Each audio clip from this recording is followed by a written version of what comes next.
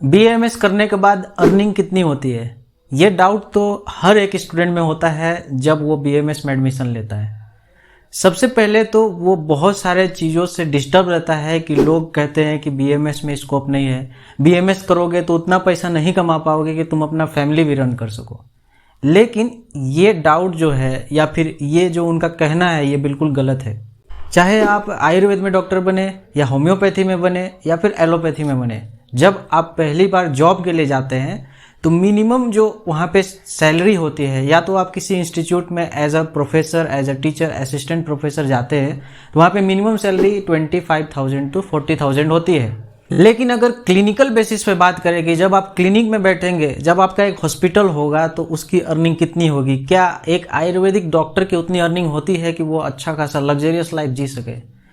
तो सबसे पहले आपको बता देना चाहता हूं कि एक मिनिमम जो फीस होता है किसी डॉक्टर का वो 200 से स्टार्ट होता है। अगर आप एमबीबीएस में, अगर आपने एमडी किया है, किसी डिपार्टमेंट में अगर आपका एक्सपीरियंस अच्छा है तो उसका 400 से 500 फी होता है। लेकिन मिनिमम अगर होम्योपैथी, आयुर्वेद कोई भी डॉक्टर है तो उसका जो एक फ़ी होता है वो 200 से स्टार्ट होता है। तो अगर आपके पास 5 पेशेंट भी डेली आते हैं, मतलब कि आपका 1000 रुपये एक दिन का आराम से निकल जाता है।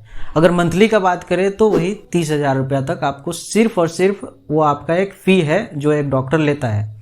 दूसरी चीज़, अगर आप पंचकर्म चिकित्सा दे रहे हैं, पंचकर्म थेरेपी दे रहे हैं, तो उसमें इतनी ज़्यादा अर्निंग है कि महीने का आप 2 से 3 लाख भी अर्न कर सकते हैं। अगर आपके पास कोई पेशेंट है, उसको कोई ऐसा डिजीज है कि उसको पंचकर्म की चिकित्सा की ज़रूरत है, अगर आप उसको पंचकर्म चिकित्सा देते हैं, बस्ती देते हैं, या फिर आप उसको नॉर्मल जो मसाज थेरेपी होती है या विरेचन होता है, तो उसका जो एक फ़ी होता है वो लगभग 1000 रुपये से लेके 3000 रुपये तक। तो आप इससे अंदाज़ा लगा सकते हैं कि अगर आपके पास 5 पेशेंट भी ऐसा है जिसको आप पंचकर्म चिकित्सा दे रहे हैं, तो 5 पेशेंट के हिसाब से आपका महीने का कम से कम 10,000 तो आराम से आ गया।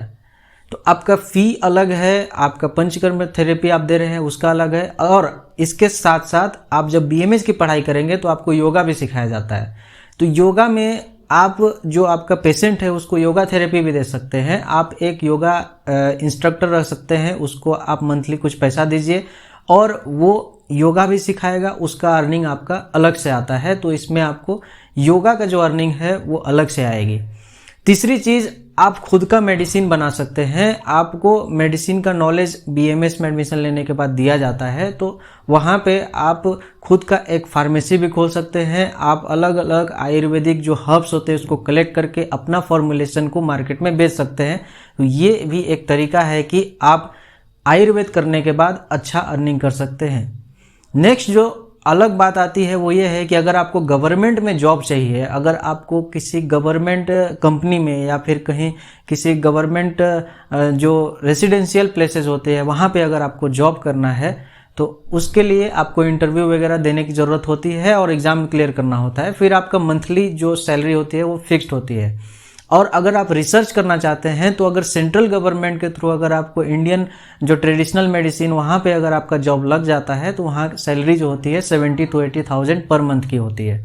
तो आपके पास बहुत सारे रास्ते हैं अगर आपको बीएमएस के बाद पैसा अर्न करना है। अगर आप पोस्ट ग्रेजुएट कर लेते हैं तो पोस्ट ग्रेजुएट के बाद आप खुद का क्लिनिक खोल सकते हैं। आप अपने प्रैक्टिस के थ्रू पेशेंट को कलेक्ट कर सकते हैं, पेशेंट कलेक्ट करके अपने ट्रीटमेंट के बेसिस पे आप अर्निंग कर सकते हैं। यहाँ तक कि जब आप बीएमएस करते हैं तो आप मर्म थेरेपी भी प्रैक्टिस कर सकते हैं। आप जो लीच थेरेपी ये सब जो होते हैं वो सब भी प्रैक्टिस कर सकते हैं। तो उसकी अर्निंग भी अलग से आप ले सकते हैं, उसकी अर्निंग अलग से कमा सकते हैं आप। ये सभी चीज़ें हैं जिससे कि आप मंथली कम से कम 3 लाख से 4 लाख, अगर आपने बीएमएस किया है, अगर पोस्ट ग्रेजुएशन किया है, एमडी किया है, एमएस किया है, तो 3 से 4 लाख आप मंथली अर्न कर सकते हैं, वो भी प्योर आयुर्वेदा प्रैक्टिस करके। अगर आप प्योर आयुर्वेदा प्रैक्टिस नहीं करते हैं, आप एज ए एलोपैथी मेडिसिन का प्रैक्टिस करते हैं, तो उसमें आपको नुकसान होना फिक्स्ड है। क्योंकि एक एमबीबीएस डॉक्टर के पास जितना पेशेंट जाता है वो कभी भी आयुर्वेद वाले पेशेंट के पास नहीं आएगा एलोपैथी ट्रीटमेंट लेने के लिए। और कभी भी कोई आयुर्वेदिक फिजिशियन जो होता है वो उतना फीस नहीं ले सकता जितना एक MBBS doctor as a general physician लेता है। तो इससे आप अंदाज़ा लगा सकते हैं कि आपको प्योर आयुर्वेद प्रैक्टिस करना है या फिर आपको एलोपैथी प्रैक्टिस करना है। तो आप अगर ज़्यादा अर्निंग करना चाहते हैं तो प्योर आयुर्वेदिक प्रैक्टिस करें, आप अच्छा खासा अर्निंग कर सकते हैं। और बीएमएस में आज के दौर में बहुत ज़्यादा स्कोप है। अगर नेक्स्ट लेवल की बात करें तो आप फॉरेन में जाके खुद का क्लिनिक खोल सकते हैं, क्योंकि आज जो फॉरेनर्स है उनका भरोसा आयुर्वेद की तरफ काफ़ी बढ़ रहा है। और फॉरेन में आप इतना अर्न कर सकते हैं जो एक एमबीबीएस डॉक्टर इंडिया में अर्न नहीं करता है, उतना ज़्यादा पैसा आप फॉरेन में जाके अर्न कर सकते हैं।